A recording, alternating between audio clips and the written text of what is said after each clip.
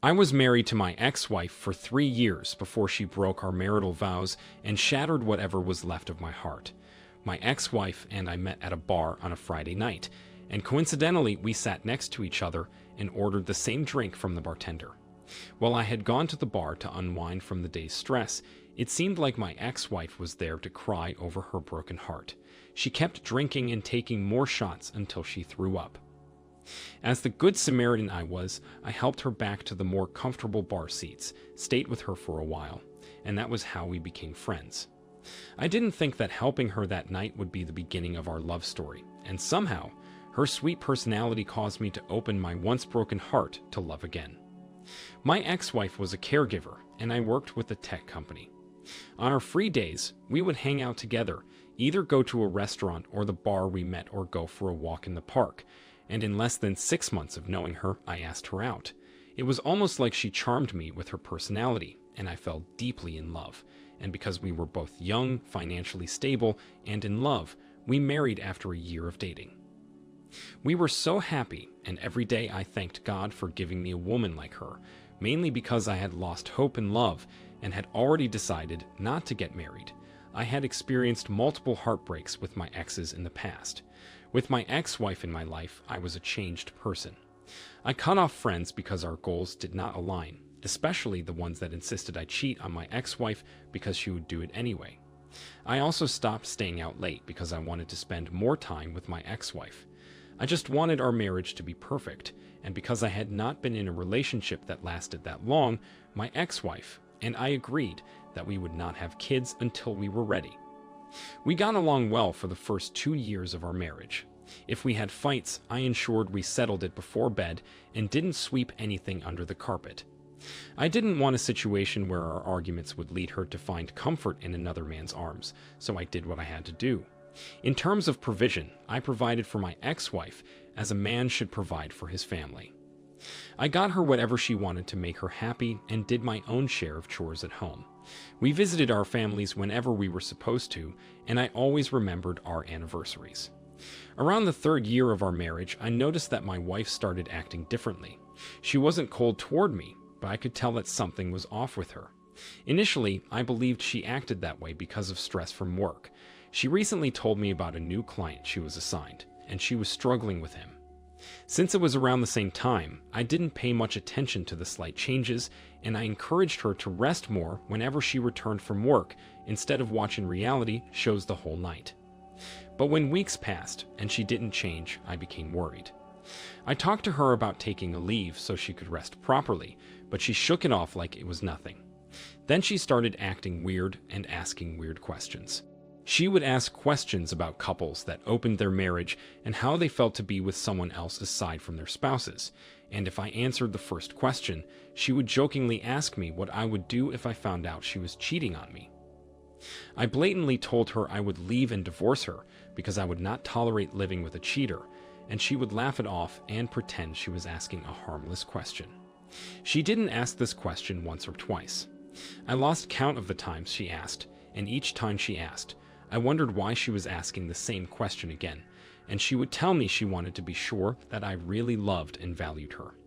Initially, I believed her, but it became suspicious when she kept bugging me with the same question almost every 2 weeks. But after so much consideration, I let it slide. I didn't want to ruin my beautiful marriage and relationship with her based on my past experiences with my exes, so I convinced myself that she was only reviewing our marriage and doing her love affirmation thing. Around the same month her questions started, the organization she worked for hired another caregiver around the same age as my ex-wife, and they quickly became friends. This new friend was exactly her opposite. She loved to hang out on weekends and have fun, and in no time, my ex-wife joined her. They started hanging out together more often, and after a long week at work, they would pick a place they wanted to hang out at. I didn't have any problem with my ex-wife and her new friend. I was glad she put aside her introverted nature and opened up to someone else that wasn't me, and I knew how choking it could be for your spouse to be your only friend. As she started hanging out with her new friend more often, it also gave me the time to rekindle my friendship with some of my old friends and see them regularly. At the same time, Nothing really changed in our marriage. We were still the same, and our love for each other remained the same. One weekend, I invited 2 friends to come over and watch football at my house since I knew my ex-wife would be out that evening with her new friend. She was always my football partner, and since her outing was important to her, I didn't want her to cancel, so I invited my friends over. Unfortunately, about 15 minutes before the game started, I noticed we were out of my favorite chips, and I went to my ex-wife's purse to steal some cash. I knew she always left cash in that particular purse in case we needed to buy something urgently, and it wasn't my first time taking money from there. Instead of getting the cash I wanted, I found a strange business card with a red lipstick stain on it, and I was sure the lipstick was hers because it had that vanilla fragrance on the card. Also, I had heard my ex-wife talk about the name on the card a couple of times on the phone with her friend. Seeing that card didn't sit well with me, so I told my friends about it, and they opted we go and check out the place. We drove to the address on the card, which turned out to be a nightclub. I was stunned because she never mentioned going to a nightclub to me. She talked about fancy restaurants, bars, and picnics, but never a nightclub. Outside the nightclub, I recognized her friend's car, and I knew they were in there together. To cut the story short, we went inside and saw her in the VIP section with a stranger. They were cuddling and laughing at the top of their voices. From the way she wrapped herself around him, anyone could tell they weren't strangers to each other. I was so shocked and heartbroken, and I couldn't even move from my position. Thankfully, one of my friends took out his phone, took photos, and recorded my ex-wife and her lover together. I couldn't go home that night because I was so angry, so I crashed at one of my friend's place. That same night, we did a quick research on the club, and we found out her lover was the owner of the nightclub. Not just that, he was also the son of the client she was always complaining about, and it made sense to me. As for her lover, I left his nightclub a 1-star review and posted the photos and video online. The following day, I went home to my wife, and she was acting all nice and innocent. I didn't want to beat around the bush, so I told her I knew she was cheating, and she immediately denied it. I watched her cry and call me names for accusing her, and when I was done with her drama, I showed her the photos and videos, and she couldn't say anything. Politely, I asked her to go in and pack her things, and she started begging and crying real tears. She blamed her new friend for misleading her and promised to be a better wife, but I was not having that. Her relationship with the club owner started when she asked those questions. I was so heartbroken and devastated, and I kicked her out when I couldn't listen to her pleas anymore. On the other hand, the photos and videos I posted went viral, and it ruined his club's reputation. It was such a big scandal, and even big bloggers in our city carried it. Unfortunately for him, his club began to run down. Eventually, my ex-wife and I divorced, and shortly after, she left town because the whole video thing did not die down, and people recognized her as the cheating wife from the photos and video. She was even used for memes. Until now, I still stumble on her pictures used as memes. It's been years, and my heart has been locked for love. I am not ready to experience such heartbreak again, and I have focused more on doing the things that make me happy and add money to my account. OP, this must have been very heartbreaking. A lot of times, the kind of friends our spouses keep can destroy marriages. Saying that her friend misled her is a very weak reason to cheat on you. She would not be easily misled or influenced to do the wrong thing if she loved you like you loved her. She was only using you, and asking those questions was only her way of testing the waters. Keep focusing on the things that make you happy and richer. With time, all the hurt will go, and you will forget about her. Thank you for sharing your story with us. Now, let's move on to the next story of the day. Hello, everyone. For the sake of anonymity, I'll be using fake names. Laura and I met after I graduated from college. She was almost rounding up with college then, and though we didn't start dating immediately, we knew each other for at least 3 years before I asked her to be my girlfriend. Our relationship was beautiful, and we matched perfectly with each other. We dated for 3 years before we got married, and for the first 2 years of our marriage, Laura could not conceive.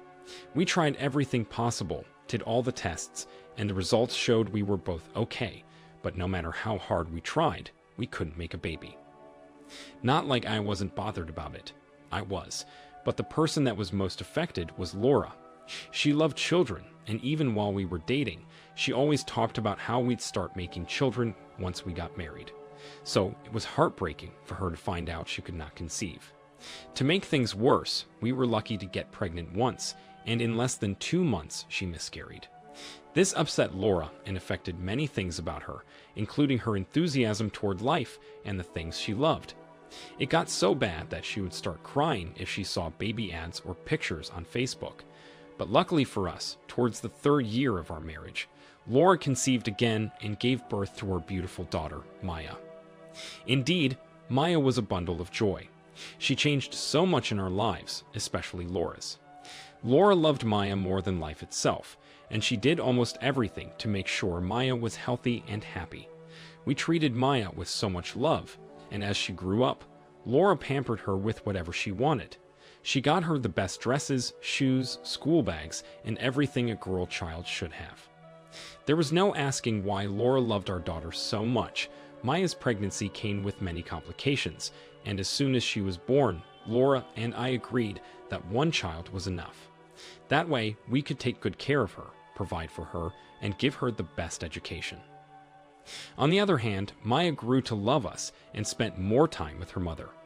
My work took at least 9 hours a day, and most times, I would work overtime to make more money. So except evenings, holidays, and weekends, I barely had time to spend time with Maya, and most evenings, she would already be in bed before I returned home. Honestly, I loved the mother-daughter bond Laura and Maya shared, and within me, I always wished I had the same relationship with my mom. Maya became our utmost priority. Her needs were first met before ours. Education-wise, we sent her to an excellent private school. Before Laura and I married, I knew her to be a go-getter and someone who gave her 100% to whatever she was doing, and somehow she passed the attribute to Maya. She always encouraged Maya to do well in school, make good friends, and be hardworking. She just wanted our daughter's life to be perfect, or so I believed. Initially, it started like motherly advice to her daughter, but as Maya grew older, it felt like she was imposing the whole good grades thing on her. She always wanted Maya to be on top of her class, read more, and play less, and I even remember telling her to allow Maya to be a child, especially since having the highest grades was not the most important thing at that stage of her life, but her social skills with her friends and so much more. She was being too hard on Maya, and although Maya did not see it as hard on her, I was an adult and saw it very clearly. As Maya continued to grow, she became less interested in reading all the time because it did not allow her to spend time with her friends and neighbors, and Laura took this very personally. It took me a lot of talking before Laura stopped being too serious with our daughter, and I was relieved she was finally allowing Maya to act her age. About a month after Maya's 5th birthday, I was home that weekend, and Laura asked me to help her clean her car. Initially, I was reluctant because I knew how untidy her car was every time I cleaned and how stressful it would be, but I did it anyway. I started by taking out the mats, cleaned the front, and as I was trying to clean the back, I found a pack of condoms in the driver's seat back pocket, and 2 pieces were cut out. Immediately, I saw the condom. My heart skipped because we never did it in the car, and the condom wasn't my size. The fact that 2 pieces were missing indicated something was wrong, but I didn't want to confront her without being sure. Seeing the condom in her car definitely changed my attitude toward her for the rest of the weekend, but I lied to her and said I acted that way because of something at work. A couple of days after I found the condom, I secretly set up a dash cam in her car to see who she was having an affair with, if at all she was having an affair. Many thoughts and reasons the condom was in her car crossed my mind, and I thought about all the possible scenarios of someone leaving a condom dot in her car, but I didn't want to rule out the possibility of her cheating on me. Well, my worst nightmare happened. 2 days after I hid the dash cam in her car, I found out no one left or forgot the condom in her car. My ex-wife was actually sleeping with someone else, and to my greatest surprise, it was my daughter's class teacher. Not only did I get videos from the dash cam I hid in her car, but I also got audio, and what I heard made my heart bleed. I was not only heartbroken, I was very disappointed because my wife was sleeping with our daughter's teacher so he could give her the highest grades in her class. I could not believe she could go to that extreme with her highest grades obsession. Without thinking twice, I contacted the school board and reported everything to them with my evidence. I also confronted Laura that same day and kicked her out of the house in anger. In fact, most of her stuff was already waiting for her in the living room by the time she returned. When I told her I knew she was sleeping with Maya's teacher, she immediately went to her knees and started begging me. She said she did it for Maya and was trying to help her get the highest grades, so it would help with her college applications and whatever. I was so angry, and I kicked her out of the house. At first, she didn't want to leave because she believed she was doing our daughter a favor, but after I yelled at her and my eyes were popping out, she left in fear because she had never seen me so angry. That same week, the school fired my daughter's class teacher, and I contacted a lawyer to start processing our divorce papers. On the other hand, Maya found out that her mother and I were divorcing, and she was so upset. I knew it was hard for her, and she was already asking questions, so I told her the truth so she could stay with me. Don't judge me, what her mother did was terrible, and I didn't try to sugarcoat it. Eventually, we divorced, and I won child custody for Maya. I didn't want her mother putting terrible ideas of desperation in her head, and I believed I did the right thing. I didn't know it would get her like that, but Maya was hurt and stopped talking to Laura. The only time she speaks to Laura is when she is either yelling or screaming at her, and this makes Laura cry all the time, mainly because she loved Maya and did what she did because of her. I still don't know if it's true. It's been almost a year, and I have reduced my working hours to spend time with Maya. Although it still hurts me that Laura betrayed my trust and broke my heart, I'm glad she is not in my life anymore. I may remarry when I feel ready again, but for now, I want to spend time with my daughter and be the best father in the world. OP, this is really sad to hear. Why on earth would a mother sleep with her daughter's teacher for grades? This wasn't a mother's love. It was an obsession. I can only imagine everything that would have gone wrong if your daughter's classmates heard about it. I'm glad you handled this well and won custody of your child. She would definitely be a bad influence on the poor kid. Thank you all for taking the time to listen to today's stories. If you enjoyed listening, please feel free to like and subscribe if you haven't already. Also, comment below with your thoughts on what happened. If there is a story you would like to share with me about your own situation or someone else's, then please do not hesitate to contact me. Take care.